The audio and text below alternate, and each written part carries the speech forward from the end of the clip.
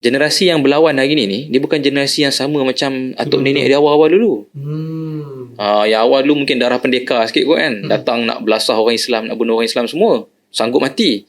Generasi hari ni diistilahkan sebagai tentera Pampers. Kan, pernah dengar tak? Sahabat-sahabat sekalian, isu Palestin dah semakin sejuk kan. Macam saya kata tadi, kita rakyat Malaysia dah masuk tahun baru yang mungkin ada azam baru, azam tahun baru. Dan kita sendiri mungkin ada memerlukan satu jumlah wang untuk buat bisnes baru kan, ataupun azam aku untuk bersama dengan keluarga yang tercinta. Malangnya sahabat kita di Gaza sedang mengalami, masih berlaku peperangan di sana dan mereka belum bebas lagi. Kita dekat sini seolah-olah menarik diri daripada kita ambil tahu, dan sampai sekarang kita rasa macam dah tak boleh nak buat apa kan. Maka dengan itu, birruh biddam nafdika ya Aqsa, yang bermaksud dengan semangat, dengan darah kami akan jagamu ya Aqsa. Jadi tanpa melengahkan masa, kita nak memperkenalkan panel kita yang dilahirkan di Amerika Syarikat. Nama sebenar beliau Ustaz Syed Ahmad Isra' Syed Ibrahim. Beliau merupakan CEO IRIS Institute dan juga pengkaji geopolitik negara-negara Islam, dan beliau seorang graduan syariah Universiti Al-Azhar Mesir. Assalamualaikum Ustaz. Waalaikumsalam warahmatullahi. Masya-Allah. Kaifa halik? Kaifa haluk? Haluk. Alhamdulillah bikhair. Lain jawabnya tu kan. Salah. Apa maksudnya? Allah, okey.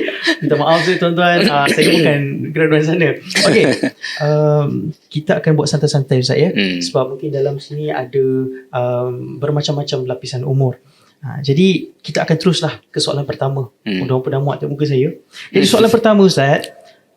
Setelah 3 bulan peperangan yang berlaku di Gaza, yang untuk season ni lah kan, start daripada Oktober, November, Disember, dan masih sekarang ni orang mungkin nampak macam dah lesu, dah tak ada apa-apa. Sebenarnya masih lagi berlaku. Jadi apa keadaan terkini dekat Gaza? Adakah peperangan ini hampir ke penghujung seperti mana yang digembar-gemburkan berita? Boleh tak Ustaz recap balik mungkin kisah waktu berlaku waktu Oktober dulu kan? Sebab ramai nak tahu ni macam mana. Silakan. Okey, pertamanya terima kasih kepada semua yang bersama dan terima kasih kepada yang menganjur. Kita harap dan kita doa apa yang kita lakukan malam ni Allah kiralah sebagai satu daripada usaha kita, sebagaimana yang selalu famous cerita kan, burung yang cuba bawa air untuk padamkan api yang membakar Nabi Ibrahim AS. Mungkin air itu tak banyak untuk padamkan api kan, tapi dia ada jawapan di depan Allah Subhanahu Wa Taala. Jadi mungkin apa yang kita lakukan malam ni agak ringkas, simple dan sebagainya. Cuma kita harap daripada sini akan ripple, akan ada gelombang, akan ada arus, khususnya yang mungkin menonton dan yang akan melihat rakaman ni akan share, akan sampaikan kefahaman daripada apa yang ada pada malam ni lah, insya-Allah. Amin, insya-Allah. Dan kita dapatlah nanti dikira bersama dengan sahabat-sahabat kita yang murabitin, yang berjaga di sempadan. Ataupun istilah modennya frontliner kita di Palestin sana kan, sahabat-sahabat kita ahli Gaza semua. Dan Alhamdulillah malam ni agak special sebenarnya sebab ketika episod ataupun siri ni dirakam dan live ni, kita sebenarnya hari ni masuk hari ke-100. Hari ke-100? Hari ke-100 semenjak berlakunya apa yang disebut sebagai perang Gaza ni lah. Hari ke-100. Jadi memang banyak, kalau buka berita hari ni pun dia akan cuba recap balik lah. Apa dah berlaku semenjak daripada 7 Oktober ketika bermulanya apa yang berlaku hari ni sehinggalah ke hari ni dah masuk 100 hari. Itu yang pertama. Dan yang kedua lagi menarik, itu maknanya kalau kita tengok tempoh sekarang sahaja kan. Tapi kalau kita tengok satu, kata apa, kita zoom out balik. Kalau tadi tu kita tengok dengan pandangan yang agak spesifik, kita zoom out sikit, kita sebenarnya memasuki satu tahun yang merakamkan tahun ke-100 semenjak kejatuhan Khilafah Islamiah. Allah Akbar, tahun ke-100. Tahun ke-100. Ya, maknanya secara rasmi lah, maknanya tercatat dalam sejarah 1924, ya, Khalifah yang terakhir telah dijatuhkan dan berakhirlah satu era di mana umat Islam ni hidup sebagai satu ummah tanpa terpisah dengan negara-negara, tanpa terpisah dengan kebangsaan masing-masing. Dan kita semenjak 1924 hidup dalam satu tempoh yang sebenarnya asing bagi kita. Maknanya kita hidup ni 100 tahun yang semenjak 1924 sampai sekarang ni 2024 ni, kita hidup dalam satu keadaan yang asing, yang bukan design kita orang Islam. Maknanya kalau kita ni faham, bukan macam ni hidup orang Islam. Maknanya kita sedang hidup dalam satu reka bentuk yang diletakkan kepada kita, tak lain dan tak bukan oleh imperialis ataupun kuasa-kuasa yang menjajah dunia, yang mana hari ini kita lihat bersama-sama dengan Israel lah. Jadi malam ni special, satu kerana dia 100 hari daripada semenjak perang ni berlaku, dan kita pun masuk dalam tahun yang merupakan 100 tahun pertama semenjak kejatuhan Khalifah Islam, dan kita akan memasuki 100 tahun yang kedua. Jadi kalau patah balik kepada isu yang sekarang ni sedang berlaku, perang Israel, rejim haram Israel lah lebih tepat, kita jangan sebut Israel. Israel ni maknanya kita terima dia, kan? Dia haram. Macam kita sebut pencuri dengan namanya yang terhormat, tak payah, kan? Penjenayah ni kita tak payah sebut nama dia secara terhormat, kan? Kita sebut dia rejim haram ataupun mungkin rejim penjajah dan sebagainya, kan? Sebelum masuk recap, sebenarnya penting juga, sebab tu tadi saya sebut pasal kenapa kena tengok zoom out sikit tu. Sebab kadang-kadang kita lupa dah, mungkin setengah ataupun mungkin mungkin semualah yang ada malam ni tak lahir lagi pun, kan? 1924 saya pun tak lahir lagi. Lama tu. Jadi kita pun tak tahu mana datang dari mana sebenarnya cerita ni. Sebab tu kalau kita dengar kenyataan-kenyataan daripada pemimpin-pemimpin pejuang Palestin yang sekarang ni, dia kata apa yang berlaku 7 Oktober bukan bermula 7 Oktober. Apa yang berlaku pada 7 Oktober ialah satu siri daripada penentangan, satu siri daripada perjuangan yang panjang semenjak Palestin ni mula dijajah sebelum lagi oleh Israel. Sebelum Israel, siapa yang jajah Palestin? Soalan pengetahuan am ni. Siapa? Nak tanya orang boleh tanya lah. siapa? Rasanya ada yang tahu, kan? Sebelum Israel, siapa? Siapa dah masuk dulu ambil Palestin ni daripada orang Islam? British, Rabiatul kata. Betul. Rabiatul. Tapi tak dapat dia dulu Jadi British masuk 1917 yang rasmi lah, deklarasi Balfour. Maknanya Secretary of State, setiausaha negara British masa tu, dia kata kita nak ambil tanah ni. Dia buat macam tanah dia. Datang-datang rumah orang buat macam rumah sendiri. Ambil, dia kata ni tanah dia, yang patutnya berada di bawah kekuasaan umat Islam. Ketika itu Osmaniyah lah masih ada lagi. Jadi British dah masuk, British dah buat itu, dah bawa masuk dah orang-orang Yahudi. Sebenarnya cerita lama, kan? So 100 years berlaku. Jadi 1917 sampai 2024 dah berapa tahun, kan? Lebih daripada 100 tahun. Betul. Kan? Jadi cerita 7 Oktober kita kena ingat dia bukan bermula 7 Oktober. Sebab apa saya sebut? Sebab ini yang nak dijaja, nak dimarketkan oleh media-media yang dikuasai oleh US dan sekutu-sekutunya. Dia nak kita faham Hamas ataupun pejuang-pejuang Gaza yang start segala benda ni. Bom ni dulu, kan? You are the reason. Kamulah sebab kenapa sekarang ni semua ramai orang mati ni. So tu pertama kita kena ingat, dan kita kena selalu cerita kat orang. Sebab lama kelamaan actually sejarah sebelum daripada tu akan dipadam ni. Sampai orang ingat memang Israel tu lama dah ada kat situ, sehingga kita boleh terima keadaan tu. This is what they want. Ini apa yang mereka mahu. Padam sejarah tu, kita lupa siapa kita sebenarnya, kan? Jadi 7 Oktober tidak bermula pada 7 Oktober, tetapi 100 tahun way before, kan? Itu yang penting. Jadi siri orang Palestin mempertahankan rumah sendiri. Tabiat manusia akan pertahankan rumah dia, betul tak? Kan? Dia akan pertahankan masa depan dia, pertahankan masa depan anak-anak dia, keselamatan dia dan sebagainya, telah pun bermula semenjak sebelum 7 Oktober. Jadi 7 Oktober is another ialah satu lagi siri untuk mempertahankan maruah dan hak orang Palestin. Itu sahaja secara simpelnya. Kalau orang tanya apa sebenarnya berlaku 7 Oktober, itulah dia, kan? Orang datang buat macam-macam kat tempat kita semenjak dulu, kan? Merampas rumah, membunuh ahli keluarga kita, membakar bahkan tanah suci kita Al-Aqsa, Tanah suci Al-Aqsa ni maknanya secara ijma' tak ada orang Islam yang kata tanah suci ni tak penting. Semua setuju. Kan, sebaris dengan Masjidil Haram, sebaris dengan Masjid Nabawi. Maka orang Palestin kata 7 Oktober ialah satu lagi usaha untuk mempertahankan perkara tersebut. Kan, okay, jadi semenjak 7 Oktober apabila pejuang-pejuang Palestin berjaya membuat kejutan. Ini kita recap. Jadi apa yang berlaku 7 Oktober? Kenapa sampai bukan main lama? Mungkin ada yang tanya sebab sebelum-sebelum ni ada juga pernah dengar. Kalau siapa yang masih ingat lah, masa PKP dulu. 2021 rasanya.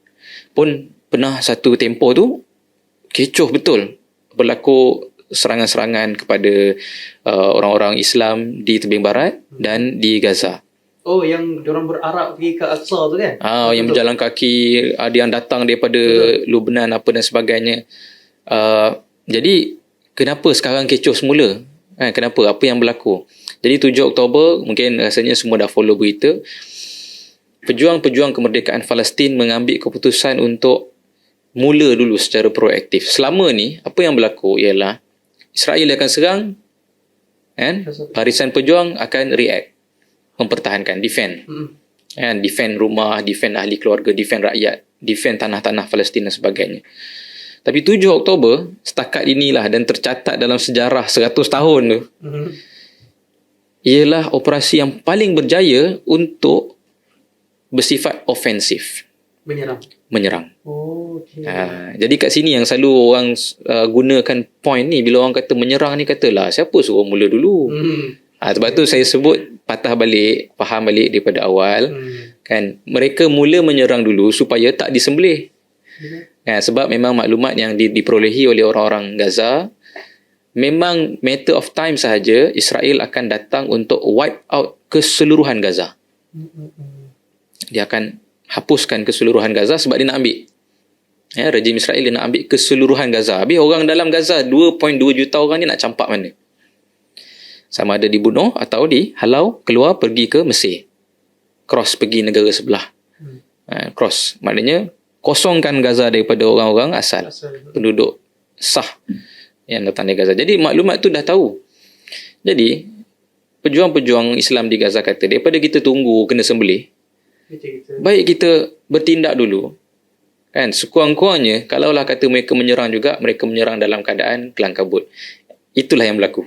Okay. Jadi kita tengok semenjak 7 Oktober, kan, dan 7 Oktober tu, kalau siapa yang, sebab apa saya sebut 7 Oktober ni penting, kita siapa yang hidup pada 7 Oktober, yang sempat tengok, kita sebenarnya tengah menyaksikan satu detik bersejarah. 100 tahun sebelum ni orang tak dapat tengok, mungkin atuk-atuk kita tak sempat tengok detik macam ni. Dan wallahualam mungkin akan datang pun orang akan macam recall balik that moment sebagai satu kita panggil turning point yang penting dalam sejarah. Bukan saja sejarah Palestin ni, sejarah dunia seluruhnya. Inilah detik permulaan kepada kegagalan Israel untuk terus menjajah Palestin. Jadi kejayaan pada hari itu menggegarkan kerajaan rejim haram Israel.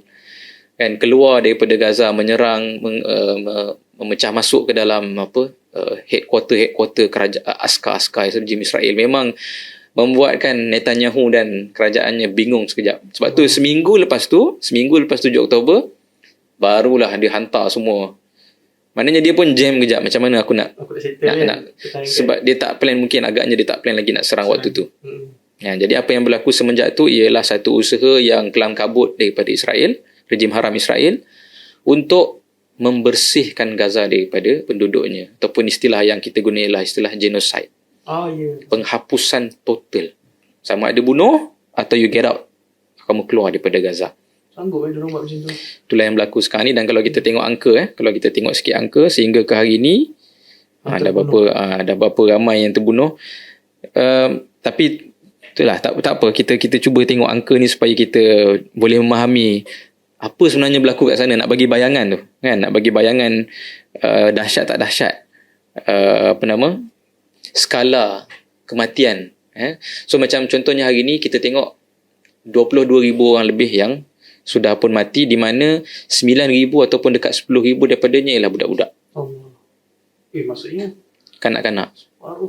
Almost separuh daripada jumlah tersebut ialah kanak-kanak dan wanita. Hospital, boleh katakan ada lebih kurang 36 hospital di sana. Tinggal 15 saja hospital yang tak dibom. Dan 15 ni pun beroperasi dengan generator yang ada tak ada minyaknya. Dengan ubat tak cukup. Doktor pun dah mati. 100 orang jurnalis telah pun dibunuh semenjak 7 Oktober. Kalau ikut purata, maknanya setiap hari seorang jurnalis dibunuh.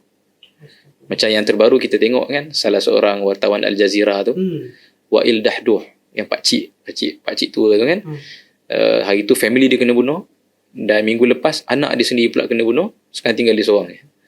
Tapi dia memang dahsyat lah. Maknanya family dia mati, esok tu dia bertugas balik. Anak dia mati pagi tu, petang tu dia bertugas balik. Menunjukkan kecekalan orang Gaza untuk terus mempertahankan. Jadi, tapi pada masa yang sama, apa yang berlaku ialah kita tengok walaupun dah masuk 100 hari, rejim haram dengan segala kekuatannya, dengan segala assets, maknanya kapal terbang, misail, kan, peluru berpandu, dia bom tu, dia bukan pakai bom biasa. Mungkin kita tak tahu, dia pakai bom yang kalau diletupkan, letupannya boleh memecahkan benda yang bukan sahaja atas tanah, tapi yang di bawah tanah.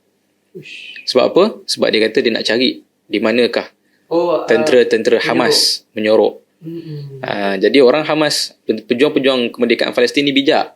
Kan, dia kata tak apa, kita tak payah berperang di atas, dia berperang di bawah. Sebab tu sampai sekarang sebenarnya walaupun setelah 100 hari dengan segala kekuatan rejim haram Israel, mereka boleh dianggap gagal. Boleh dianggap gagal sebab dia ramai, dia kuat, dia kaya, tapi tak boleh nak menewaskan satu kelompok tentera yang sebenarnya walaupun ialah berpengalaman, Hamas berpengalaman tapi tidak besar. Kan? Jadi Hamas berlawan dengan mereka sehingga banyaklah sebenarnya penganalisis daripada rejim haram Israel sendiri menyebut kita berada di ambang kekalahan kita. Itu yang disebut as of now lah. Itu yang saya kalau ikutkan nak dengar juga itu yang last tu kan. Okay. So mereka sendiri dah declare kekalahan, yang mereka di ambang kekalahan. La ilaha illallah. Kalau saya ikutkan Ustaz, kisah di Gaza ni, bagaimana kecekalan rakyat Gaza dekat sana kan, yang saya perasan satu video seorang bapa dia pegang anak ni yang jujur saya cakap pada awal dia saya ingat itu adalah makanan. Rupa-rupanya adalah anak yang sudah diputus dua. Dia pegang Allahu. Memang time tu saya rasa macam mula-mula saya tak tahu, tapi bila saya tahu tu memang saya cakap, kalau tu anak aku macam mana? Kalau tu adik aku macam mana? So memang rasa itu kita kan, berat mata memandang, berat lagi bahu yang memikul. Bagaimana dia rasa kehilangan ahli keluarga, dan mungkin waktu tu kehilangan, kemudian esok dia kena bertugas untuk selamatkan nyawa yang lain. Macam mana cekal Ustaz ya? Allahu Akbar. Jadi sedih lah bila kita tengok kan anak-anak. Saya pasti viewer dekat sini pun mungkin tahu bagaimana perasaannya bila kita tengok tu, rasa luluh, rasa sakit. Tapi Ustaz, ada segelintir yang mempersalahkan Hamas dan Al-Qassam, kan? Yang mana dia kata diorang yang mulakan serangan macam Ustaz cakap tadi kan. Tapi kita kena ingat, recap balik kan, kena zoom out balik bagaimana ia berlaku. Sebab itulah kena faham sejarah. Orang yang cakap pasal neutral Ustaz macam mana pula Ustaz kan? Itu kita geram kan, kau ni tak baca sejarah ke kan? Jadi soalan saya yang kedua, dengan perasaan yang kita tahu, kalau kita sendiri berada dekat negara tersebut, takutnya bagaimana kan, malam setiap hari kita akan dengar bom. Kalau kat sini kita dengar apa Ustaz? Kalau ikutkan solat 5 waktu punya azan, dekat dengan masjid. Kalau tak dekat tak bunyi apa-apa. Jadi bunyi mak rempit bunyi ram motor kan. Okay. Jadi agak-agak lah Ustaz kan, Hamas mulakan serangan. Yang ikutkan peperangan dah berlaku 100 tahun. Kes ni, kan? Kes Palestin ni dah berlaku 100 tahun. Jadi diorang tak fikir ke Ustaz akibat yang mana mereka yang askar-askar kan sekarang ni dah berapa puluh ribu terbunuh. So mereka tak fikir ke akibat akan berlakunya lagi pembunuhan selepas 7 Oktober. Cuba Ustaz cerita. Okay. Jadi kalau kita fikir kan, berdasarkan tadi saya sebut kan, maknanya pembantaian, pembunuhan, rampasan tanah ke atas orang Palestin ni dah berlaku 100 tahun. Jadi orang yang buat kerja jahat tu pun dah pro dah tu. Oh iyalah. Memang sangat pro. Dan semakin lama dia semakin canggih kan, dengan dia punya teknologi, kelengkapan tentera apa dan sebagainya. Bayangkan kalaulah kata Hamas tidak menyerang, dan Hamas tidak membina kekuatan untuk melawan sebagaimana yang ada pada hari ini, adakah yang akan meninggal hari ini ni 20,000 atau macam mana? Uish. Kan? Kalaulah memang kita tahu sebenarnya rejim haram Israel dia bukan sekadar nakkan Jerusalem atau nakkan bahagian-bahagian tertentu, macam setengah orang kata dia ambil lah sikit. Contoh kan, Gaza tu tinggal lah. Kita kena faham daripada awal plan penubuhan negara haram Israel ini semenjak 1897 lagi. Ni lagi ke belakang lagi, oleh foundernya Theodor Herzl, kan, bapa pengasas gerakan menubuhkan negara ni, kira kepala penyangak lah kan. Dia kata yang dia nak ialah semua tanah daripada sungai Tigris di Iraq sehingga sungai Euphrates di Iraq, sungai Furat, sehingga ke sungai Nil. Boleh bayang dalam peta? Tak nampak Iraq ni jauh daripada Palestin tu. Dan sungai Nil ni pun ada besar lagi kawasan nak sampai ke daripada Palestin nak sampai ke sungai Nil tu pun besar lagi kawasan tu. Basically the whole Syam lah. Kalau dulu istilah dulu kita hanya zaman Nabi dulu, Nabi sebut sebagai Syam. Hari ni merangkumi negara apa? Lebanon, Jordan, Syria, sebahagian Iraq dan semenanjung Sinai. Inilah dia kata negara haram Israel. Termasuk Palestin keseluruhannya. Bukan maknanya bahagian-bahagian tertentu kan. The whole yang disebut ini ialah vision dia. Inilah dia tanah yang dia nak. Selagi tak dapat semua ni, dia akan buat apa yang dia nak buat. Kalau kena main tipu, kalau kena rampas, kalau kena bunuh, whatever, buat. Jadi semenanjung Gaza ni kan, kenapa sekarang baru dia nak datang? Sebab semenanjung Gaza ni pun daripada dulu dia nak. Dulu dia dah pernah ambil dah pun. 1960-an rejim haram Israel dah pernah pun menakluk Gaza. Dalam dapat keseluruhan total. Tapi kemudian Mesir lawan. Masa tu Mesir masih melawan lah. Mesir lawan dan dia kata okeylah kita buat satu rundingan. Jadi rundingan tu dia serah balik semenanjung Gaza. Jadi taktik orang Yahudi ni, rejim haram Israel ni daripada dulu sama. Dia akan makan lebih, bila orang marah dia pulang balik. Tapi yang dipulang sikit, separuh. Kan dia makan 2 kilo, dia pulang balik 1 kilo. Jadi dia kata okeylah. Jadi orang pun kata okeylah, baguslah, nampaknya dia mengalah, dia sanggup tunduk kepada proses berdamai. Tengok Hamas ni tak berhenti-berhenti menyerang.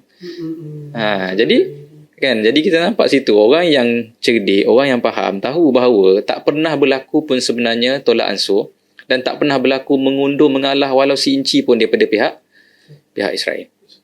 Rejim haram Israel. Kan? Jadi apa sahaja yang dia buat sebenarnya ialah untuk lengkapkan plan dia sampai dapat keseluruhan tanah yang besar tadi ni. Kan?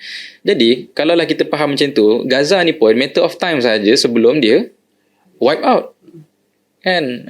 Jadi sebab tu macam tadi saya sebut, daripada 2.2 juta penduduk Gaza ni dibom begitu sahaja. Pejuang-pejuang Palestin kata kita serang dulu dan kita bina kekuatan kita dan kita jadikan rakyat Gaza bersama-sama berjuang dengan kita sehingga susah nak ditewaskan. Jadi itu akan mengurangkan sebenarnya kesan kepada Gaza, bukan sebaliknya. So orang yang duk cakap, maknanya media-media yang twist cerita ni, dia akan cakap sebab Hamas mulalah hari ni kita tengok 2.2 million orang kebuluran, 1.9 million orang kehilangan rumah, 20,000 orang mati. Ini semua punca daripada Hamas. Kalau Hamas tak buat, kalau maknanya pejuang Palestin tak buat apa yang mereka buat, sebenarnya angka korban akan jauh lebih teruk. Keadaan di Gaza akan jauh lebih dahsyat yang tak dapat kita nak bayangkan. Sekarang pun tak boleh nak bayangkan. Kita pergi tu macam mana, tak boleh nak bayang ni. Tak boleh nak kan, dahsyat. Jadi sebab tu pejuang-pejuang pembebasan Palestin memulakan secara proaktif perkara tersebut dan alhamdulillah berkat daripada pertolongan dan kemenangan daripada Allah Subhanahu Wa Taala menyebabkan sampai ke hari ni dia kebingungan macam tadi saya sebut dan rupa-rupanya mendedahkan kepada kita bahawa tentera rejim haram Israel ni, kita ingatkan tadi saya sebut makin lama makin pro kan, dari satu sudut makin pro, tapi sebenarnya generasi yang berlawan hari ni dia bukan generasi yang sama macam atuk nenek di awal-awal dulu. Yang awal dulu mungkin darah pendekar sikit kot kan. Datang nak belasah orang Islam, nak bunuh orang Islam semua. Sanggup mati. Generasi hari ni diistilahkan sebagai tentera Pampers. Kan, pernah dengar tak? Sebenarnya tu based on fakta betul sebab ada orang kata jumpa satu beg tentera IDF ni bawa Pampers untuk diagih kepada tentera dia. Supaya tak nampak dia takut terkencing tu, jadi pakai Pampers. Jadi Hamas pun kata kepada tentera Pampers kan. Itu situasi tentera hari ni. Jadi baru terdedah kepada kita bahawa kita ingat Israel ni punya dahsyat, punya hebat, punya kuat. Bila jadi perang 100 hari dengan segala benda ni, tak boleh nak kalahkan pejuang-pejuang yang simple ni. Jadi kita akhirnya terbuka lah topping tu kan. Topping Superman yang selama ni dipakai tu terbuka, terdedah kelemahan rejim haram Israel. Sekarang ni. Baru kita nampak kan. So itulah kot sikit sebanyak kenapa 7 Oktober berlaku. Kenapa kita yang buat dan apakah kesannya kepada kita lah. Okay, baik. Terima kasih Ustaz. Hari yang ke-100 kemudian tahun yang ke-100 dijatuhkan Hari Islam. Saya terdetik rasa sedih Ustaz sebab bila kita dengar lebih 20,000 yang terkorban kan. Dan macam mana kalau ikutkan yang kehilangan bapa sebagai leader kepada keluarga yang nak menjaga, ataupun mungkin kehilangan mak ayah, anak-anak, adik-adik kecil lagi macam hidup. Ramai anak menjadi yatim piatu, sangat ramai. Dan mereka ni kesiannya menjadi yatim piatu dalam keadaan dia tak sempat kenal mak ayah dia. Kita kena bayang, kalau tanya dia siapa nama mak, dia tak tahu. Siapa nama ayah pun dia tak tahu. Dan tak ada siapa tahu masalahnya sebab jumpa dia dalam keadaan baby ni, anak siapa? Ya, betul. Bayangkan ni, cuba bayangkan situasi ni, dahsyat ni sebenarnya apa yang dialami oleh penduduk Gaza. Tapi in the same time, penduduk Gaza tak pernah walaupun sekali menerima tawaran untuk mengosongkan Gaza. Jadi maknanya punya teruk apa yang mereka alami, tapi kecekalan hati Gaza ni juga membuka mata manusia. Ini satu orang kata apa, eye opener lah kepada seluruh umat Islam. Kan? Kalau kamu kata tu tanah suci, kalau kamu kata kita ni satu umat, cekalnya kena sampai ke tahap kecekalan ahli Gaza. Cekal kita kena, kesabaran kita kena setinggi kesabaran orang-orang Palestin. Allah, macam mana Ustaz nak sama dia dengan jadi itu kita punya challenge lah. Cabaran kita hari ni lah. Kan kalau kita ikut kita puasa pun pagi sampai petang buka puasa. Mereka mungkin kelaparan berapa hari tak makan. Betul. Allahu Akbar. Jadi saya rasa sebab ada sampai ke sini, dan saya harapkan ramai yang mungkin terbuka hati untuk tahu lebih lagi tentang Palestin, tentang Gaza. Sebab kita ni sebagai orang Islam kena tahu kan, Al-Aqsa merupakan salah satu tanah suci umat Islam, kiblat pertama umat Islam. So nak kata, kalau kita ambil tahu, ini bukan isu humanity sekadarnya macam ramai yang terbunuh. Tidak juga, kerana ini soal tanah Islam. So kita kena pertahankan bersama-sama. Okay. Jadi saya ada satu soalan Ustaz. Boleh Ustaz? Boleh. Ini memang saya pun tertanya-tanya. Kenapalah tadi Ustaz kata tahun 1960 Mesir tolong. Okay, 2024 dah lebih dah, bukan dah setengah abad dah ni Ustaz. Tak ada ke negara-negara Arab yang nak tolong? Malaysia takkan tak boleh nak tolong? Boleh sebut ke? Boleh kan? Boleh lah, kita question lah kan. Kita question sebab saya sendiri rasa macam aku kalau boleh aku nak syahid dekat sana. Kalau datang, tak betul Ustaz. Saya memang tanam daripada saya umur belasan tahun Ustaz. Sebab aku kalau boleh nak pegang pistol, nak pegang senapan M16 memang kalau boleh. Tapi kita tak ada daya Ustaz. Kalau boleh. Boleh. Kalau ada hack tu Ustaz bagi tu saya. Saya memang betul-betul nak tahu. Nak pergi ke sepadan, nak lepas benteng tu je. Tak lah exactly, tak tahulah macam mana. Tapi bermakna satu hari nanti kalau kita niat macam tu, Allah bagilah kita kemuliaan tersebut kan. Allah memang teringin Ustaz. Kalau boleh, itulah kalau nak ambil anak-anak yatim kat sana kan. Paling kurang lah. Paling kurang Ustaz. Okay, so kenapa negara-negara Arab tak tolong Ustaz? Cuba Ustaz jelaskan kat saya. Duduk sebelah-sebelah kan. Bukannya sebelah je, keliling tu. Betul. So aset keteteraan diorang ni maju, tak ada yang tolong. Kenapa? Ramai saya nak tahu. Kalau kita tengok pun sama, kita kena zoom out sikit. Satu masa dulu memang semua negara Arab melawan. Bila Israel masuk, rejim haram Israel masuk, tahun 50-an, tahun 60-an, semua negara Arab melawan. Ada satu perang yang sangat dahsyat di antara negara-negara Arab dengan rejim haram Israel. Kan? Jadi ada kejayaan-kejayaan yang menjadi dicapai, maknanya setengah macam tadi kan, Gaza diserah balik. Kalau tidak dulu pun Masjidil Aqsa pun dah kena habis dah. Tapi sebab negara Arab lawan, so berjaya. Maknanya tak adalah dapat balik, tapi maknanya UN terpaksa ambil alih dan mengisytiharkan Masjidil Aqsa ni tak boleh nak dijajah semudah-mudahnya oleh Israel. Tapi apa berlaku lepas tu, dan kenapa berlaku lepas tu? Bila negara-negara Arab menjumpai minyak. Okey. Kan. Ini orang kata apa? The black gold, emas hitam. Kan? Sumber kekayaan baru kepada negara Arab. Asalnya negara Arab ni semua ialah orang-orang Badui. Orang yang hidup simple. Dia makan korma, minum susu, boleh hidup. Tak ada masalah. Bukan macam Arab yang kita tengok hari ni. Kalau tengok hari ni kan, wah, kalah kita kan. Betul. Naik Ferrari kan. Kalau yang kat Dubai. Dulu Arab ni orang yang simple. Jadi orang yang simple ni, fitrah dia masih suci. Dia tahu ini tanah umat Islam, ini saudara kita orang Islam, dijajah, jadi dia lawan. Tapi bila jumpa minyak, dan minyak ni pula diperlukan dengan sangat-sangatnya oleh US. Dan US tahu apa-apa dia nak buat, dia kena make sure semua negara-negara Arab ni baik dengan dia lah. Sebab US dia nak membangun. US ni nak jadi satu negara yang membangun industri dia kan. Jadi nak bangun industri, dia perlukan minyak banyak. Nak buka kilang, nak buat jalan kereta dan sebagainya kan. Jadi dia perlukan minyak banyak. So semenjak lepas Perang Dunia Kedua 1945 macam tu, US nak make sure dia secure semua bekalan minyak di dunia ni. Kalau boleh lah. Kan? Dan bekalan minyak terbesar di dunia terletak di negara-negara Arab lah. Kan? Saudi, Iraq, Dubai dan sebagainya lah. Ni semua very oil rich countries. Okay. Jadi US dia buatlah taktik dia supaya negara-negara Arab ni akhirnya berkawan dengan dia. Dan in return US kata US akan jaga keselamatan negara-negara Arab ni. US akan bagi senjata, US akan bagi itu ini, dan US juga akan membantu negara-negara Arab ni untuk maju.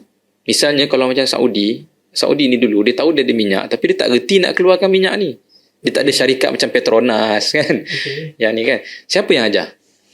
Yang ajarnya ialah orang-orang US. Kan. So ini mungkin orang oil and gas tahulah cerita ni kan. US lah yang datang ajar kepada Saudi macam mana nak keluarkan minyak, dibangunkan bandar-bandar apa dan sebagainya. Jadi US kata, aku ajarkan kamu kemodenan, pembangunan, kemajuan dan sebagainya. Kamu jual minyak dengan kita orang, dan maknanya kita jadi kawan. In return lah. Kita jadi kawan dan kami akan jaga keselamatan kamu. Dan sifir tersebut dipegang sampai ke hari ni. Yalah, semua negara-negara Arab nak make sure sentiasa ada orang beli minyak dia. Kan, siapa yang akan beli minyak dia? Dia kata negara-negara barat lah akan beli minyak dia. So orang tu beli minyak dan orang tu juga jaga keselamatan kita. Good deal. So kita mesti, apa-apa pun polisi negara Arab, mesti jangan lawan Western powers. US, UK dan sebagainya. Sebab dia punya kawan lah tu. Ya, itu dia punya, bagi dia dianggap itulah membolehkan dia maju macam sekarang ni. Kalau dia lawan US, habislah segala kemewahan, kecanggihan yang dialami sekarang ni. Betul tak? Kan? Menurut dia lah, ni menurut dia. Which is actually a problem.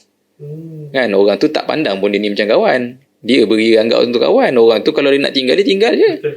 Kan, banyak dah kes macam tu. Jadi bila US kata Israel pembentukan negara haram Israel mesti berlaku, bila US kata macam tu, US kata kamu kena berkawan dengan Israel, apa negara Arab ni akan buat? Dia akan ikut cakap US. Kan, jadi dia akan ikut cakap US. Jadi dia akan buat hubungan baik dengan Israel. Sebab tu pada tahun 2020 berlakulah lagi normalisasi, satu perjanjian dinamakan Abraham Accord. Dan Abraham Accord ni antara yang besar lah. Sebab dia punya isi perjanjian ni sangat banyak mencairkan segala yang selama ini kita lawan dengan Israel. Sebenarnya perjanjian macam Abraham ni banyak. Kan, bermula daripada yang paling awal sebenarnya Mesir lah. Camp David Accord. Kemudian ada Oslo Accord. Kemudian ada Washington Accord. Ini semua basically perjanjian damai lah. Atau bahasa mudah, negara Arab shake hand dengan Israel. Terima kewujudan Israel. Sebab apa? Sebab dia orang nak baik dengan US. US kata, korang kena baik dengan Israel. Korang kena jangan kacau Israel. Israel nak buat apa, biar. Israel nak serang, nak ambil tanah, korang jangan kacau. Selagi korang tak kacau Israel, kita kawan. Israel ni macam anak emas diorang lah. Israel ni projek Projek berharga bagi kuasa-kuasa barat. Sebab tu sekarang ni pun kita tengok kan, US hantar bantuan, US apa semua. Sebab Israel dia dah kelang kabut, jadi US tolong, UK tolong, France tolong, Germany tolong, Australia tolong. Ya, sebab apa? Projek ni projek paling penting bagi dia orang, sebab itulah projek yang menyebabkan sebenarnya bila sekarang desainnya, sekarang bila macam tu, Israel tak ada orang kacau, negara Arab pun dah duduk bawah ketiak US dan sebagainya. Siapa yang sebenarnya mengawal, menguasai segala apa yang ada di tanah Timur Tengah ni?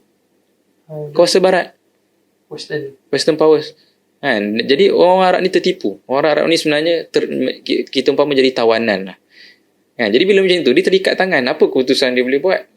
Walaupun rakyat ni pengalaman saya di Mesir lah. Ni live lah kira kan. Masa kat Mesir, kita belajar sana, kita tengok semua orang Mesir, bila berlaku apa-apa di Gaza, di Palestin, semua akan marah. Maknanya kalaulah masa tu disuruh pergi berperang, semua akan pergi perang.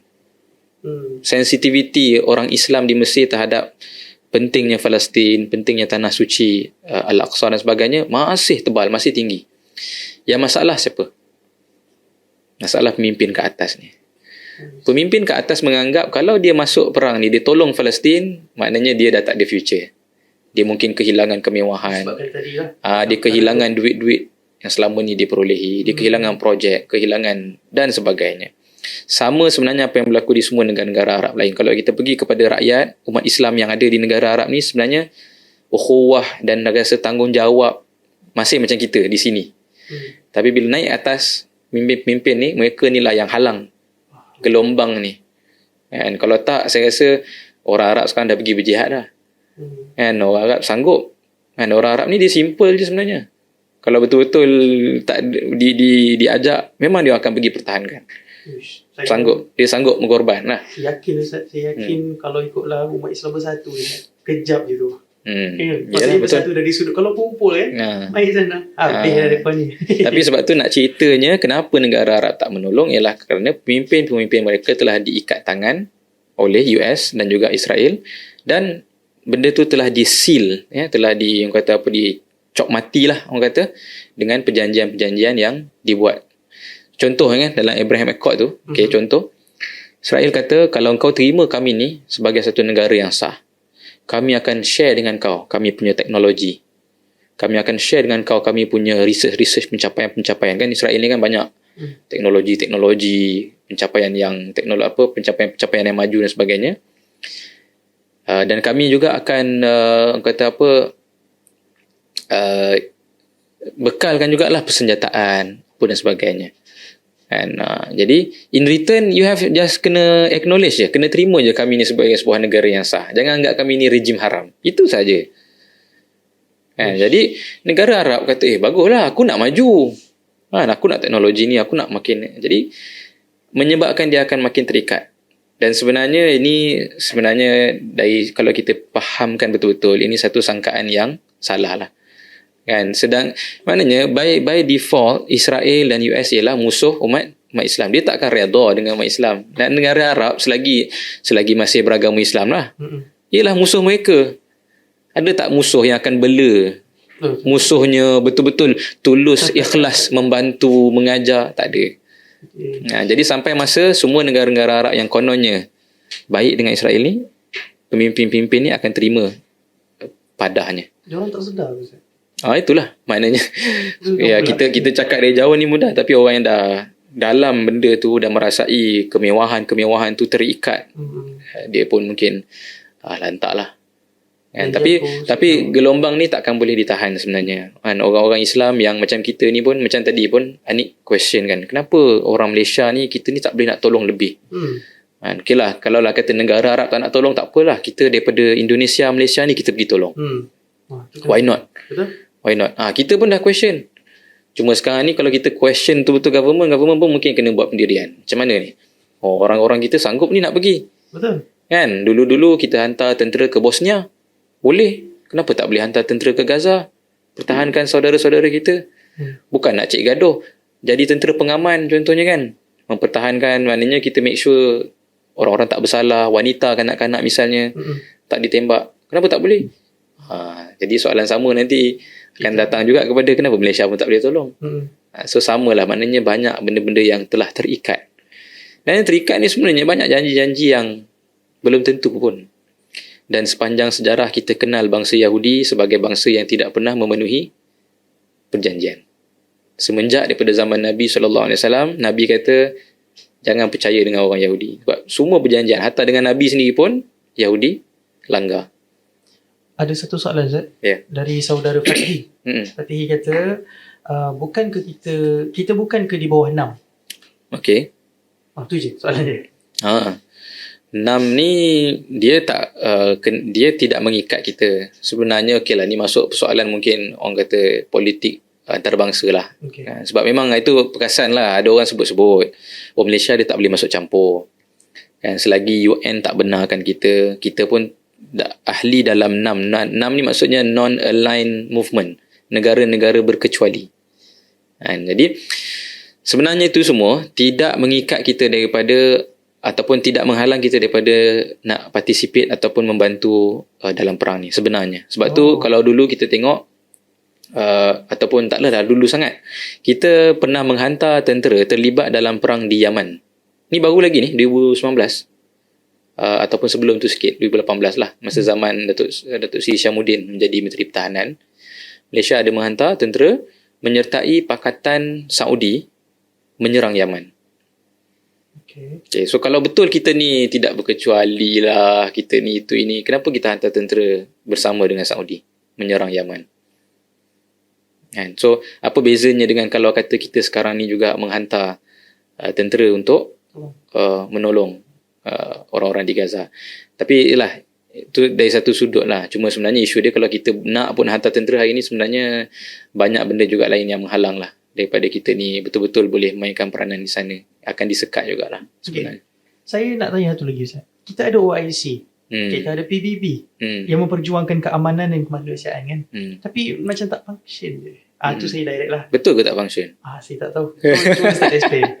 So nampak macam sekarang ni macam yalah, ada di sebalik dia. Yalah betul lah, tak function. Kalau function dah berhentilah perang kan. Bahasa mudah dia kan. Maknanya apa function, kata macam badan antarabangsa kan, yang boleh menghentikan perang. Tapi perang masih berlaku, Israel masih boleh buat suka hati. Jadi memang simpelnya tak function lah kan. Kalau simple logik itu memang betul.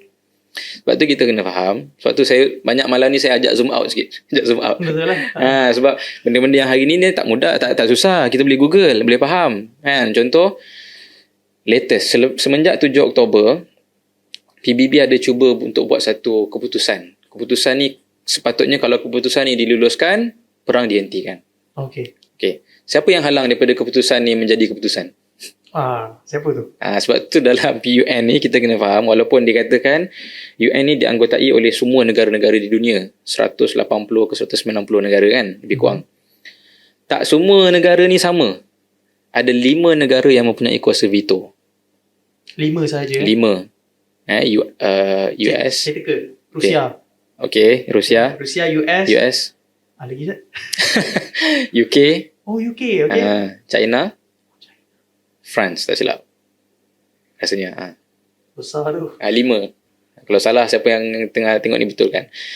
So dalam kes perang di Palestin ni, bukan sahaja 7 Oktober, daripada dulu lagi dah dekat 30 lebih sebenarnya keputusan yang cuba dibuat untuk menghentikan apa yang Israel buat. Dan 36 kali lah cuba bincang. 36 kali meeting lah senang cerita kan. 36 kali meeting, dia panggil UN Security Council. Dalam UN ni besar. Salah satu jawatan kuasa paling pentingnya ialah UN Security Council. Jawatan kuasa keselamatan ataupun Majlis Keselamatan PBB. 36 kali pernah dibuat mesyuarat untuk selesaikan kononnya lah perak isu Palestin ni. 34 kali US akan gunakan kuasa veto dia untuk gagalkan keputusan ni. Kan? So maknanya tak kisahlah yang lain semua angkat tangan undi untuk berhenti perang, tapi US kata no, nothing will happen. Jadi sebab tu saya suruh zoom out tadi. Saya nak cakap kita cuba cari siapa sebenarnya cipta UN ni. Mana-mana benda mestilah ada orang yang buat, betul tak? Kan? Mesti ada pengasas dia kan. Tarbiyah sentap ada yang mengasaskan contoh kan. Ada lembaga dia. Jadi dan perjalanan tarbiyah sentap hari ini mestilah mengikut cita rasa dan juga vision orang yang mengasaskan, betul tak? Betul. Mestilah normal semua benda macam tu. Jadi PBB mestilah ada orang yang mengasaskan. Mesti ada pihak yang mengasaskan. Jadi nak faham PBB ni sebenarnya berjalan macam mana, kena faham vision orang yang mengasaskan. Siapa yang mengasaskan? Nanti nak cari orang ke? Okey. Itu saja. Kalau kita faham yang tu, kita akan faham kenapa PBB ni sebenarnya tak boleh nak buat apa-apa pun dan tidak akan buat apa-apa pun untuk menyelesaikan masalah perang Palestin. Betul lah. Secara negaranya ialah US. Amerika. Dan secara pihaknya ialah lobby ataupun orang-orang Yahudi yang ada di dalam kerajaan US. Kan? Sebab tu UN ni, sebab Anik pun dah jawab kan, memang US lah. UN ni dia macam, orang kata apa ya, versi US versi gergasi. Ni lah. Kira di peringkat dunia. Kalau kita perasan, US kan nama United States. Dalam tu ada 50 negara ke kan? 50 state lah. State. 50 state ni kalau tengok, dia ada kerajaan-kerajaan di sendiri semua. Tapi dia bernaung di bawah satu kerajaan besar dan dinamakan sebagai United States. So United States, dia cuba replicate. Dia cuba buat model tu untuk dunia. Dia kata, okey tak apa, Malaysia, Indonesia, you perintah negara you masing-masing, tapi kita semua sebenarnya diperintah lagi satu pula oleh satu kerajaan gergasi. Kan, yang akan menentukan sebenarnya apa negara ni boleh buat, apa negara ni tak boleh buat. Okay lah, nak bincang, nak apa, nak marah, tak puas hati, apa semua boleh cakap, tapi in the end, no. keputusan, no. Oi, so maksud sekali kita sumpah papet lah. Betul pula kalau nak sebut macam tu pun boleh kan. Tapi yelah, ada kan? setengah orang kata, buatlah kacau kat dalam tu. Boleh lah. Tapi sebab tu kena faham, ada benda yang dalam UN ni dikatakan legally binding dan ada yang tidak legally binding. Maknanya boleh nak cakap apa-apa tapi tak ada apa-apa efek. Yang ada efek tu yang veto power punya keputusan. 5 tu. Ada tulis kat sini, Ajayat kata China, Russia, France, UK and US. Betul lah tadi. 5 tu. Veto powers. Okay. Terima kasih Ustaz. Saya kata memang topik agak complicated sikit kan?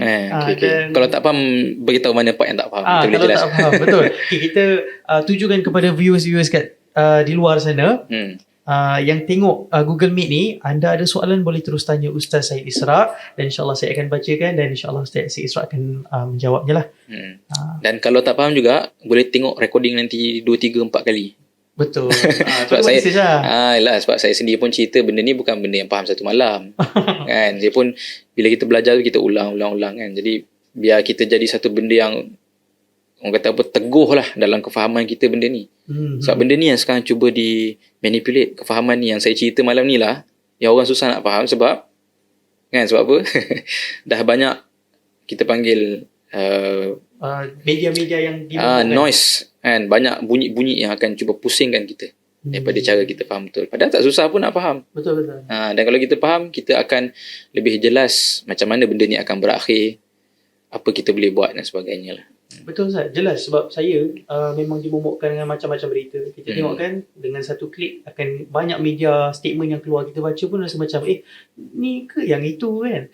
Jadi pada viewers, penonton yang di luar sana kan, ahli-ahli pembebas Palestin, anda nak tanya apa-apa Ustaz Syed, boleh tanya sekarang. Okey, kita akan bacakan sebentar saja lagi. Ustaz, saya nak tanya dulu Ustaz. Okey. Ustaz Syed macam bila ulas kan, banyak tu Ustaz ulas.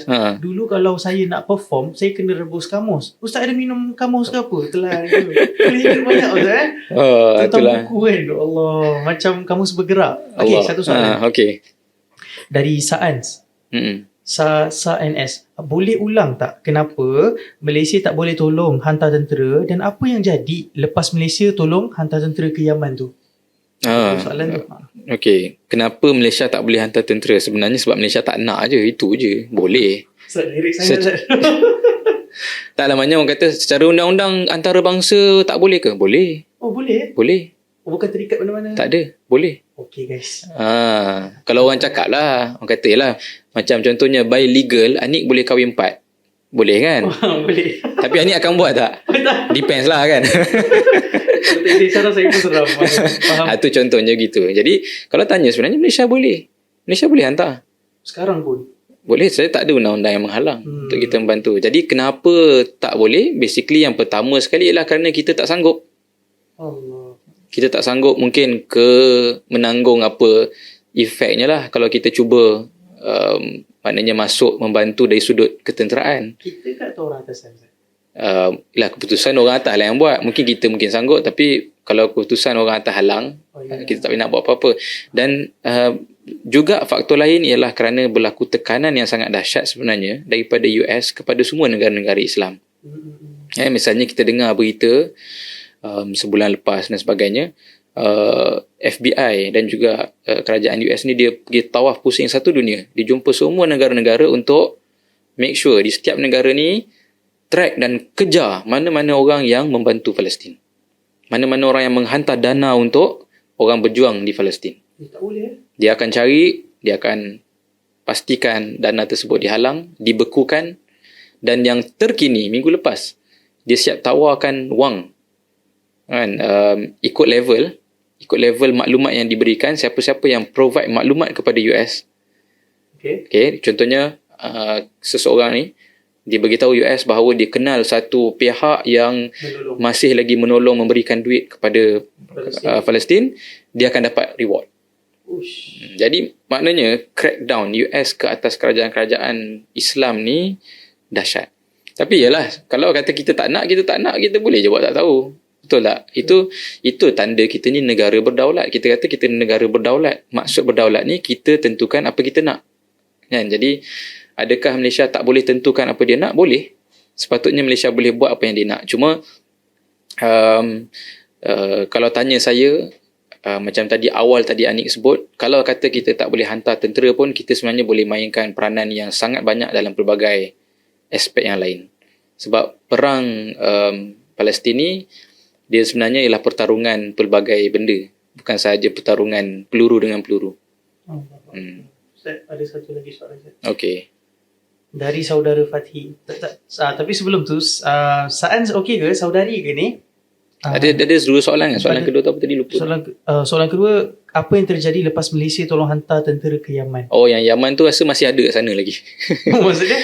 Dan yang peliknya tu tak tahulah, tu kena tanya orang kerajaan Ni kalau siapa-siapa ada pakcik ahli parlimen ke apa ke, boleh tanyalah dalam parlimen apa jadi sekarang ni. Dan yang saya dengar masih ada kat sana lagi. Dah hantar dah? Hantar 2018 lagi. Lamanya. Tapi tak ramai lah, satu unit. Tak ramai sangat lah. So, kena tanya. Kenapa, apa jadi pun saya tak tahu. Tu pun pelik juga. Yang tu kita tolong. Menyerang Yaman bukan menolong Yaman. Menyerang Yaman 5 tahun dah. Jadi. Almost 5 years. Itulah dia. Okey. Tadi soalan Fatih. Soalan Fatih. Okay. Mengapa Arab tak membuat keputusan untuk mengambil Palestin daripada di bawah jagaan Amerika semasa Amerika memerlukan sangat minyak dari Arab? Jadi itulah yang satu poin lagi saya nak sebut. Pemimpin-pemimpin negara Arab ni, selain daripada telah disusunkan dalam satu kebergantungan macam itu, pada masa yang sama, kalau kita perasan anak-anak pemimpin-pemimpin Arab pada zaman tu, mereka ni membesar dididik oleh siapa? Kita akan perasan maka mereka ni akan dihantar untuk pergi ke universiti-universiti antarabangsa, universiti elit barat kan. Daripada kecil mungkin dah berpendidikan barat. Jadi sebenarnya dia grow up, dan mereka tu hari ni jadi pemimpin lah, menggantikan ayah-ayah dan atuk mereka kan. Mereka ni grow up dalam keadaan dia berfikir seperti US, dia berfikir seperti Israel. Bermakna Palestin ni macam tanah-tanah lain lah kan. Dia bukanlah satu benda yang kita kena boleh nego, benda boleh bincang, benda boleh pisah-pisahkan apa semua kan. Jadi sebab tu kita pun pelik kan. Jadi maknanya yang dah berubah ialah pemikiran pemimpin-pemimpin tersebut. Jadi ada satu istilahnya, kita sebut istilahnya mereka telah menjadi Anglophile. Orang yang luar Arab, pakai jubah, pakai serban apa semua, tapi pemikiran dia, cita rasa dia, jiwa dia berfikir seperti barat. Kan. Dan benda tu sampai hari ini berlaku. Sebab tu kita tengok ramai pemimpin-pemimpinnya, kita pun pelik, ada orang Islam fikir macam ni. Memang dia pun dah tak fikir macam orang Islam. Takut juga kan kalau kita berfikiran sebegitu. Uh, Sebab pendidikan kita dia berlaku di semua negara Islam lah, termasuk Malaysia jugalah. dengar tu. Hmm. Saya pun terkejut dengan dia. Hmm. Okey, Ustaz, saya nak tanya. Alright. Kita Dari berapa lama Ajiat. je ni? Boleh lagi? Itulah, boleh lagi ke? Boleh, okey. Memang ada soalan ni dari Ajiat, saya nak tanya apakah itu settler colonialism? Okey. Jadi ini satu istilah yang penting lah. Kita nak faham tentang apa yang berlaku di Palestin. Bahkan apa sebenarnya yang berlaku di seluruh tanah-tanah umat Islam. Jadi negara-negara barat ni, dia memang negara yang kita panggil barbaric lah. Dia tak faham istilah hidup sama-sama dengan orang lain, membangun sama-sama, berkongsi sumber, membangun bersama, tak ada. Untuk attack je. Semua mesti jadi aku punya. Dia panggil istilah dia zero sum. Kalau bukan aku punya, maknanya tak ada siapa punya. Tak ada siapa punya. Engkau sama ada berkawan dengan aku atau engkau adalah musuh aku. Dia tak ada istilah lain daripada itu. Jadi itu yang mereka buat ke mana-mana tempat mereka datang. Termasuklah tanah Melayu dulu. Settler colonialism bermakna mereka jajah, dan mereka bukan sekadar jajah ambil sumber. Ada orang ingat, macam contoh kita datang satu tempat, okey, dia nak, kenapa dia datang situ? Oh, dia nak biji timah contohnya. Betul. Okey, ambil biji timah, balik dah lah. Biarlah negara tu seperti mana asal. Tak berlaku kan. Macam contoh negara kita akhirnya berubah. Datang orang-orang yang tak pernah duduk sini. Kan, misalnya daripada dulu ada orang datang daripada China, datang daripada India, yang hari ni dah jadi duduk sini. Di Palestin perkara yang sama. Dah masukkan orang-orang Yahudi, bukan penduduk situ.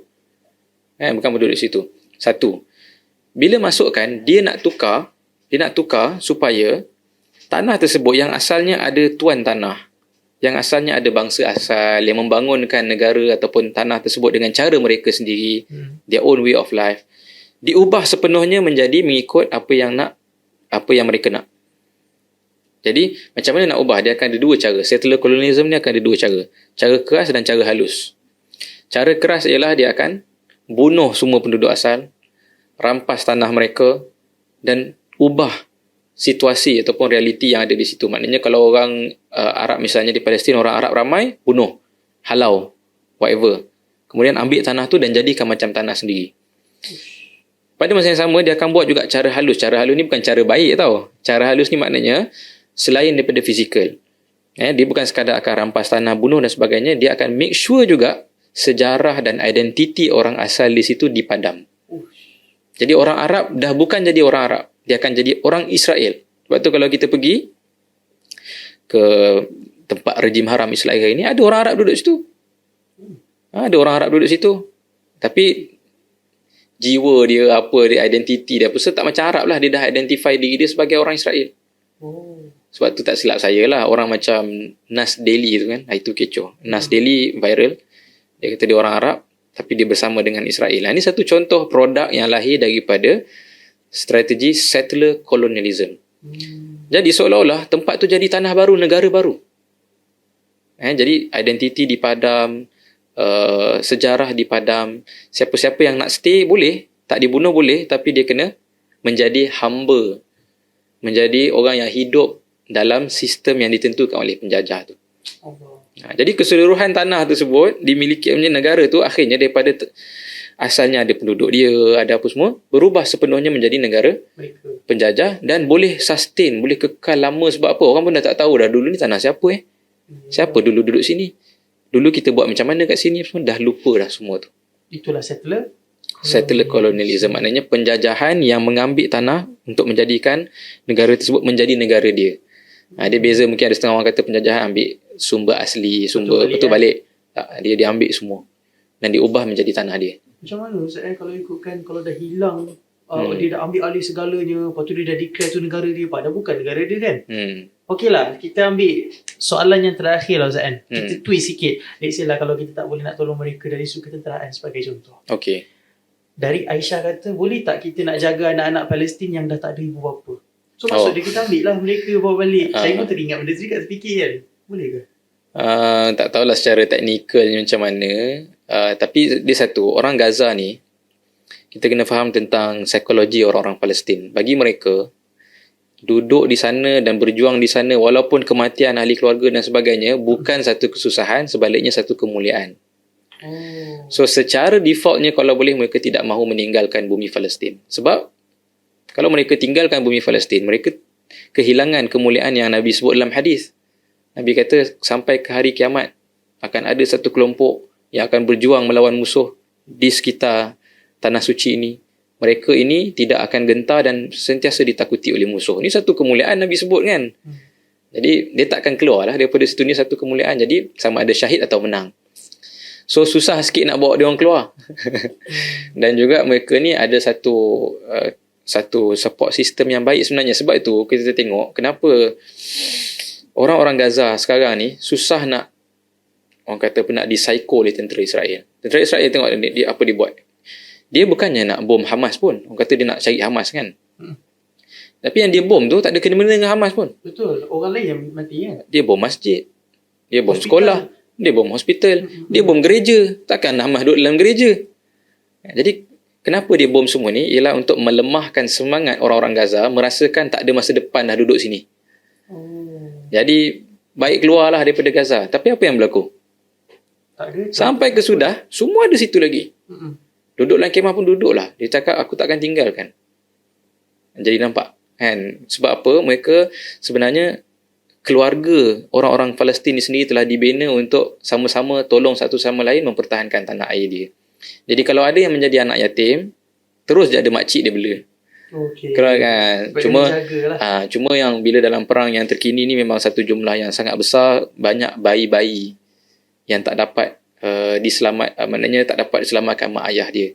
Kan, maknanya dilahir-lahir je mak ayah meninggal dan sebagainya. Yang tu mungkin akan menjadi satu masalah. Jadi tak pastilah kalau nak ke tak ada dia orang datang ke sini dan sebagainya kan. Tapi dulu saya tahu macam contohnya Aman Palestin, dia ada buat satu projek, kita jaga anak yatim di Palestin dengan kita berikan duit dari sini. Jadi kita ambil satu nama macam contoh anak lelaki nama Muhammad, anak budak kecil nama Muhammad, orang Gaza. Kita isi borang, saya nak jaga Muhammad ni. Jadi setiap bulan saya akan bagi RM200 contohnya untuk Muhammad ni. Nanti Aman Palestin di sana akan uruskan. So kita dapat pahala menanggung anak yatim di sana lah. Cuma yang sekarang ni tak tahu macam mana sebab berserabut lah semua kan. Mungkin kena tunggu perang ni habis baru boleh susun balik lah. Macam mana tu. Maksudnya kita ada harapan lah kalau ikut Aisyah kata nak jaga anak Palestin, bolehlah nanti mana tahu kan. Selepas ni adalah komitmen nanti kalau ada rezeki dengan Aman Palestin boleh tanyalah mereka nanti. Okey, baik Ustaz. Kita ni sebenarnya dah berada di hujung rancangan Ustaz. Alright. Tapi ada soalan lagi. So macam mana? Nak close dah? Satu lagi? Okey, satu lagi soalan. Tapi saya nak tanya dulu Ustaz. Diorang dah kena orang kata banyak input dah ni kan, risau. Anda semua okey ke?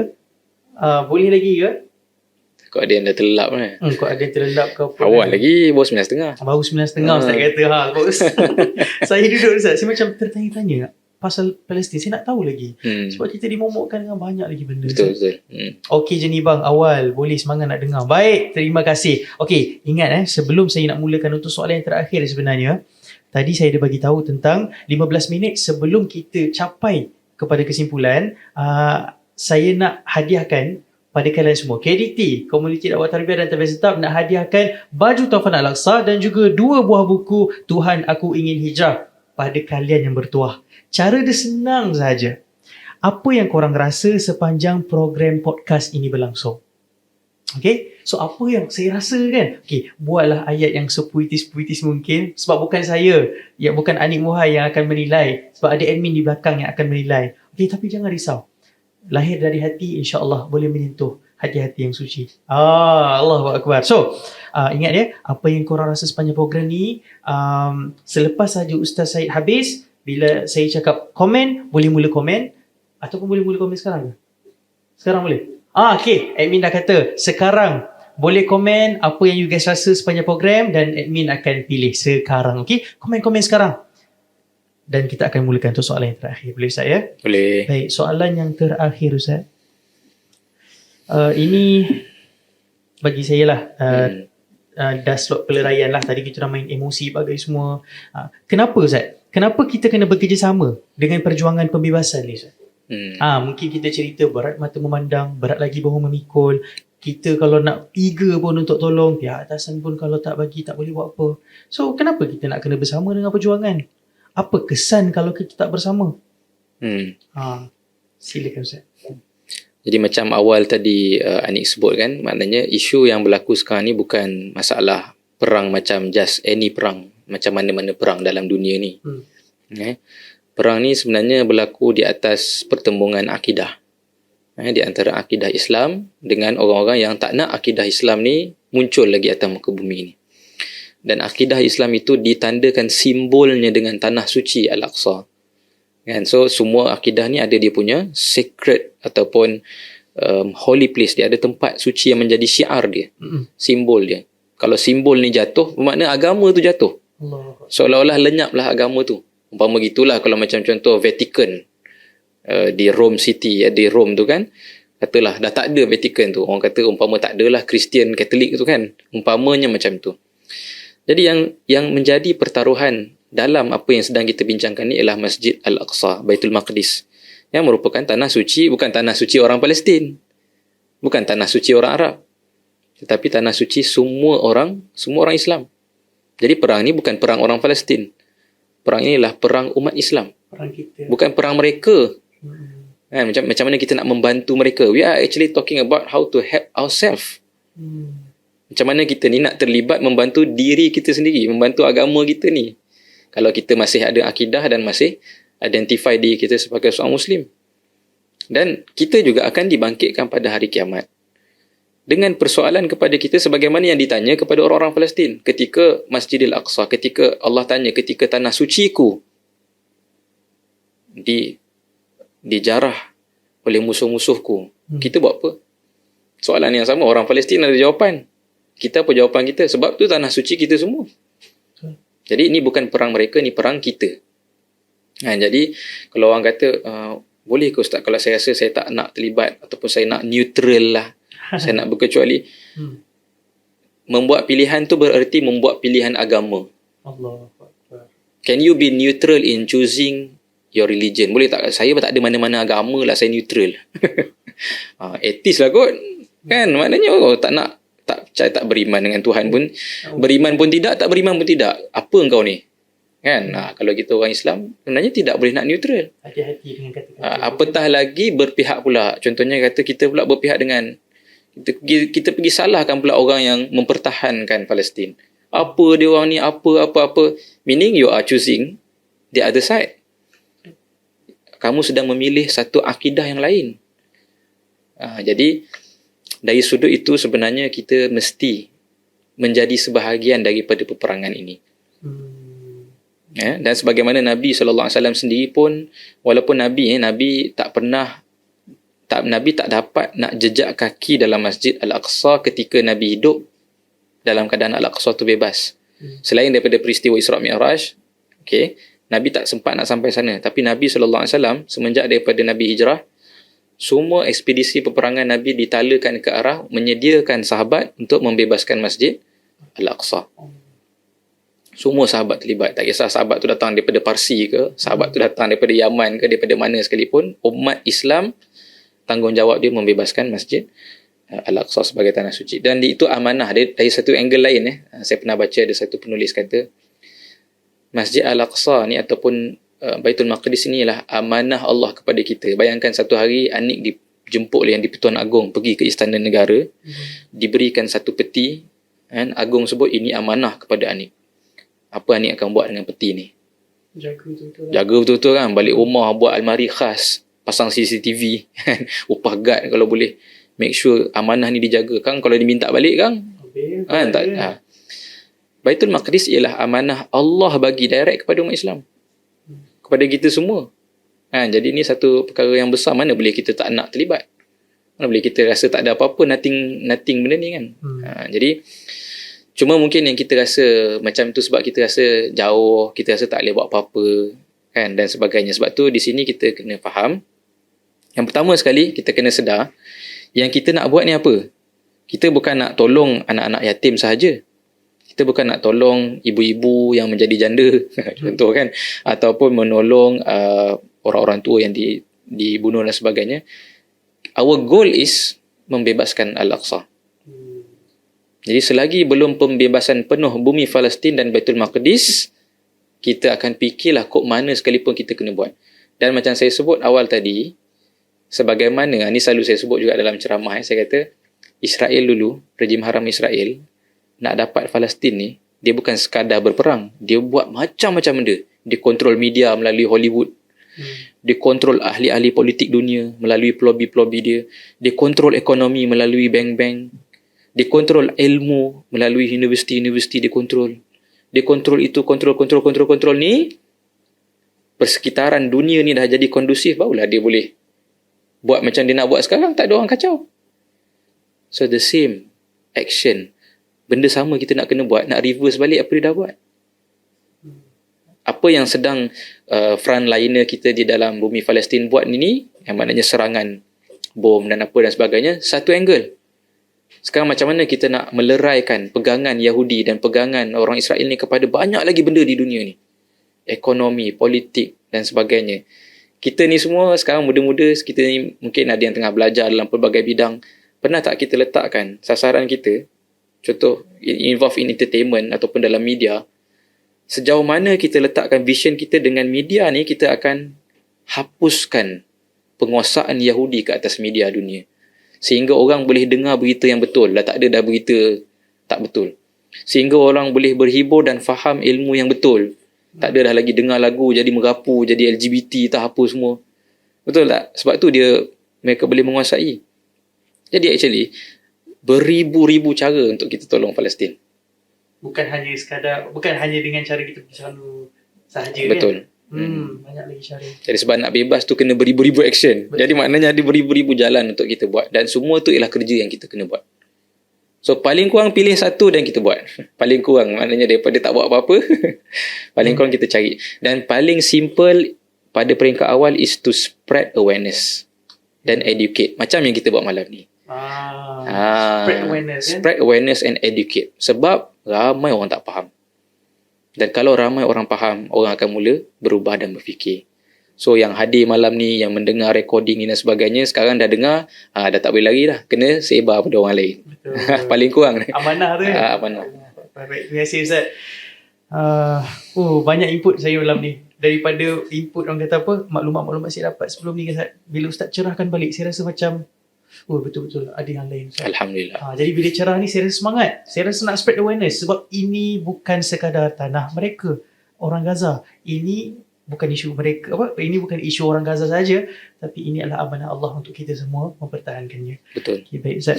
Sebab tu saya pelik kan kalau kita tak nak ambil tahu pasal isu Palestin ni, buat-buat acah neutral kan. Malas nak kaji sejarah, mestilah something wrong. Sebab belum kena batang hidung sendiri. Kalau Malaysia kena macam mana? Satu hari nanti mungkin. Allahuakbar. So kenalah sedar dan at least kita kalau tak boleh buat semua, jangan tinggal semua. Betul. Okay Ustaz, saya yakinlah rakyat Palestin yang tahu kita bersama dengan mereka ni, mereka mesti akan happy Ustaz kan. Lagi-lagi kalau mereka yang sudah syahid, mereka yang syahid sedang melihat kita. Allahuakbar. Betul. Sebab saya dah dengar satu dialog Ustaz. Mereka kata kalau tak mampu untuk hantar bantuan ketenteraan, minta doa. Just kirim doa. Dia tak minta apa-apa dah sekarang. Okay. Jadi kita dah di penghujung rancangan sebenarnya. Sekali lagi saya nak minta anda semua yang ingin dapatkan baju Taufan Al-Aqsa dan mungkin ingin dapatkan buku Tuhan Aku Ingin Hijrah, ada 3 pemenang yang Anik akan pilih. Admin akan pilih. Anik akan baca sahajalah. Komen apa yang you guys rasa sepanjang program podcast ini. Admin dah ada pemenang ke? Dah jumpa dah? Ada? Seorang lagi. Cepat-cepat. Komen lagi, komen. Sebab bukan apa. Kita nak dapatkan hadiah. Ini bukan hadiah yang kita scam ya. Memang kita akan bagi. Memang kalau tak dapat, datang office. Datang office, jumpa. Nanti kita tunjuk siapa admin dia. Tak adalah gurau. Okay. So boleh teruskan untuk komen. Kita akan gulungkan dengan minta Ustaz buat kata-kata akhir. Dan insyaAllah Anik akan umumkan selepas itu. Okay, baik Ustaz. Kita sambung untuk kata-kata akhir Ustaz. Saya suka sangat quote ni Ustaz. From the river to the sea. Palestine will be free. Kata-kata tu macam simple, tapi sebenarnya makan dalam tau. Kan? Jadi buat Ustaz sendiri, untuk penonton di luar sana, apa kata-kata akhir Ustaz nak kongsikan pada mereka? Kemenangan Palestin dan kemenangan umat Islam dan kemenangan akidah umat Islam dan bebasnya Masjid Al-Aqsa ni adalah satu janji Allah Subhanahu Wa Taala. Dan Allah bila berjanji, Allah akan tunailah. Allah tak pernah mengkhianati janjinya kepada hamba-Nya. Kan? Jadi kita sedang melihat satu perkara yang telah pun tertulis penghujungnya. Kan? Walaupun orang kata, apa jadi Ustaz ni perang sekarang ni? Memanglah, kalau yang sekarang ni punya perang, tanya saya pun tak tahu senario-nya macam mana kan. Tapi in the end lah, mungkin bukan tahun ni, mungkin bukan tahun depan, tapi tak boleh nak cakap juga kan. Tak tahulah tiba-tiba hujung tahun ni ke apa, terbebasnya Al-Aqsa. Mungkin boleh jadi. InsyaAllah kan. Cuma ialah kena tengok realistik tak realistik. Tapi penghujung akhir sekali ialah Baitul Maqdis akan dibebaskan. Betul. Dan janji Allah akan tertunai dan akan kembalilah keamanan ke seluruh dunia. Jadi sebagaimana saya sebut awal tadi, kita berdirilah at the right side of history, orang kata. Satu hari nanti generasi akan datang, akan tengok ke belakang dan ditanya, ayah aku buat apa masa tu? Atuk aku buat apa masa tu? Oh, dia duduk lepak chill neutral, dia kata. Kan, ataupun dia macam adalah sikit-sikit like share cukup. Itu je dia buat. Katalah nanti cucu, itu je dia buat, padahal macam-macam benda lagi boleh buat, itu je dia buat. Bermakna kita jadilah orang yang cuba buat sedaya upaya kepada satu penghujung yang telah pun tertulis. Kan, sebab tu penghujung kata-kata statement daripada mana-mana pemimpin pejuang Palestin, dia akan kata sesungguhnya urusan Palestin ni innahu la jihad. Sesungguhnya ianya adalah jihad, imma nasrun au istishhad, sama ada menang atau mati syahid, dan kedua-duanya ialah perkara yang baik. Dan orang yang mati syahid ialah bukan semestinya orang yang kena mati kena tembak. Kan? Orang yang mati syahid ialah orang yang mati ketika dia memperjuangkan agama Allah meskipun dia mati di atas katilnya. Allah. Jadi maknanya orang Malaysia boleh mati syahid tak? Boleh. Saya pun boleh. Boleh. Tapi memang kena menjadikan hidup kita setiap hari ini untuk memenangkan lah. Kan? Dengan kemampuan kita yang paling maksimum. Ustaz, sebut Ustaz hadis tadi, hadis pula apa? Kata-kata hadis sebenarnya. Cuma matan Arab dia tak ingat awal itu, tapi hujung dia walau mata ala firashih. Walau maknanya orang yang mati syahid dikira mati syahid walaupun dia mati di atas katilnya, sekiranya dia mati fisabilillah. Dalam keadaan memang dia memperjuangkan ataupun berusaha menegakkan agama Allah. Masya Allah. Wih, itu ayat makan dalam tu. Sayang tak ingat pula matan. Kejap saya cari. Kau ada yang nak tulis kan? Ada yang tahu? Betul. Siapa yang tahu boleh sama-sama kita. So Ustaz, macam mana? Saya dah jumpa dah. Okay Ustaz, silakan. Okay, so Nabi SAW menyebut, qala Rasulullah SAW, man sa'ala Allahu syahadata bisidqin ballaghahu Allahu manazil syuhada wa in mata ala firashih. Hadis riwayat Muslim. Yang bermaksud, barang siapa yang meminta berhajat kepada Allah SWT untuk dapat mati syahid dengan setulus hati, Allah akan menyampaikan dia ke makam para syuhada walaupun dia mati di atas katilnya. Allahu Akbar. Sadaqan Nabi SAW. Insya-Allah. Maksudnya kita ada peluang untuk syahid. Mempertahankan agama Allah. Betul. Ustaz, boleh tengok tadi Ustaz? Hadis tadi. Okay, boleh. Insya-Allah. So setakat itu saya Ustaz. Masya-Allah. Okey. Yang atas sekali tu. Okey Ustaz, tak apa. InsyaAllah. Okey, baik. Terima kasih. Terima kasih Ustaz Syed Isra atas penerangan beliau yang cukup padat, yang bagi saya bila dia membuka fikrah, membuka minda saya bahawa isu ini bukan hanya isu di Palestin, orang Gaza saja yang patut menanggung. Ini isu umat Islam. Jadi kita kalau dah bergelar Islam, jangan hanya Islam sekadar di IC sahaja. Kalau kita tahu isu Palestin ni, kita dah tahu dah side mana kita. Okay?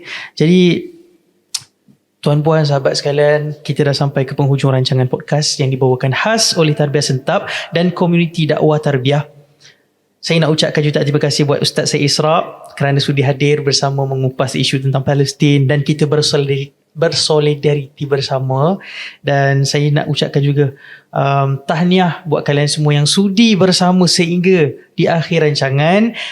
Saya Ani Muhai nak memohon kemaafan andai ada salah kata terlanjur bicara, dan terima kasih juga komuniti dakwah tarbiyah menjemput saya.